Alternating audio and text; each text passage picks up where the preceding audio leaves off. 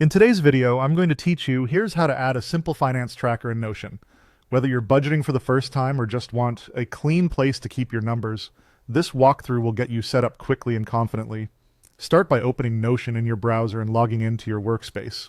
On the left sidebar, click the plus New Page button to create a fresh page for your tracker.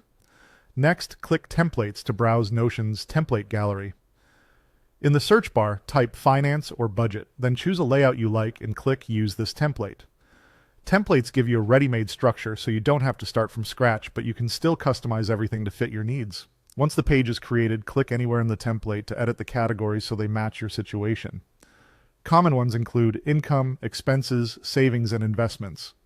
Rename or remove anything that doesn't apply, and keep your labels simple and consistent.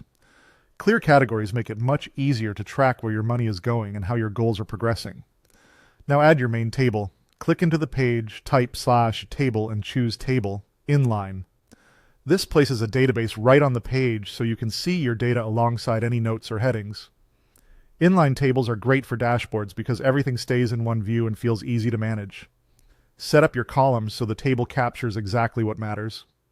Add columns for date, category, amount, type, and notes. Use the date column to record when each transaction happened, keep category aligned with the labels you set earlier, and use amount for the value of the transaction. In the type column, mark entries as income or expense so you can quickly distinguish money coming in versus going out. Notes is perfect for context like the merchant, purpose, or any details you'll want to remember later. Begin filling in your transactions regularly. The more consistent you are, the more accurate your picture of spending, savings, and cash flow will be. A quick daily or every few days update works well and keeps the habit painless.